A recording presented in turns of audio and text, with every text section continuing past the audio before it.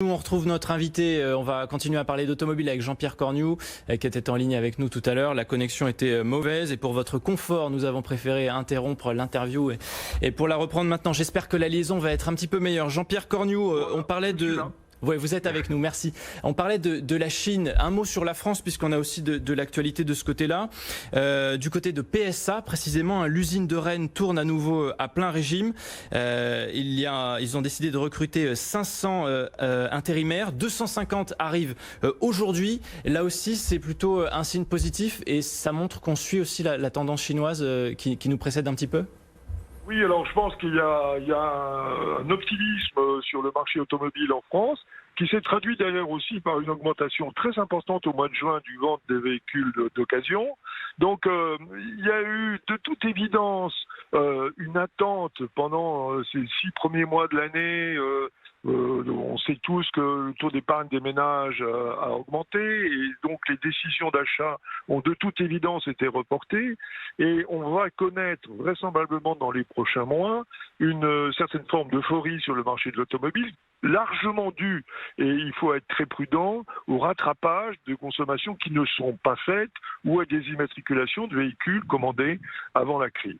Mais il est vrai que l'industrie automobile française se défend bien.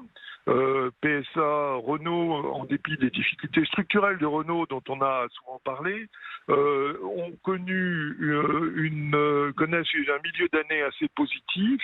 Et avec des nouveaux véhicules qui arrivent sur le marché, il faut vraiment noter aujourd'hui que l'électrification de l'offre française est parfaitement en place, avec des véhicules électriques à batterie ou des véhicules hybrides rechargeables que l'on va trouver aussi bien chez PSA que chez Renault. Donc il y a maintenant dans les concessions de quoi satisfaire les consommateurs qui ont envie d'avoir des véhicules du XXIe siècle, c'est-à-dire électriques et largement connectés. Et justement, est-ce que cette crise sanitaire de la Covid-19, Jean-Pierre Cornu, n'a pas aussi été un boom, un accélérateur pour le véhicule électrique? On voit encore dans les chiffres qui nous sont communiqués ces jours-ci, plus 19% à presque 100 000 véhicules qui sortent des usines chinoises après 12 mois de baisse. Ça y est, ça repart. Et puis, l'électrique est en tête finalement.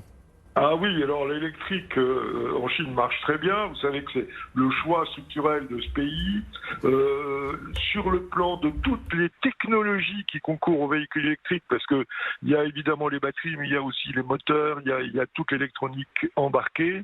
La Chine a décidé de faire de ces technologies une de ses priorités. C'est aussi ce que l'Europe essaye de faire. Il faut reconnaître qu'on est dans la même tendance. Et alors, ce qui est amusant, c'est que la voiture électrique la plus vendue en Chine au mois de juillet, c'était la Tesla Model 3. Ah oui, parce qu'il y a aussi un montée en gamme. Non seulement il y a l'électrification, mais il y a aussi montée en gamme. Alors, ce qui est intéressant également, vous avez dû le voir que la firme MG, qui est une vieille marque qui a été rachetée par les Chinois en 2005, sort un SUV très abordable à moins de 30 000 € sur le marché européen. Donc l'offensive économique des constructeurs chinois sur l'électrique commence à se faire valoir en Europe. D'un mot très rapidement sur le volet de l'emploi, puisque c'est aussi au cœur de l'actualité aujourd'hui, Jean-Pierre Cornu, le premier syndicat allemand, IG Metall, qui représente 2,3 millions de salariés, propose d'ouvrir des négociations sur la semaine de travail de 4 jours afin de limiter la suppression d'emplois dans l'industrie automobile. Est-ce que c'est une solution à généraliser selon vous pour préserver l'emploi ? Vous savez que l'industrie automobile est une industrie hautement robotisée. Et il est certain qu'en montant en gamme dans la robotisation, on a besoin de travailleurs mieux formés, plus compétents, et peut-être et certainement de moins d'heures de travail hebdomadaire.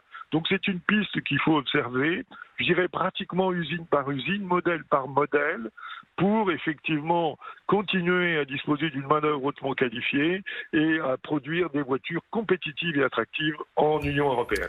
Très clair. Merci beaucoup Jean-Pierre Cornu d'avoir été avec nous. Je rappelle que vous êtes associé au sein du cabinet SIA Partners, spécialiste des transports. Merci d'avoir été sur BFM Business.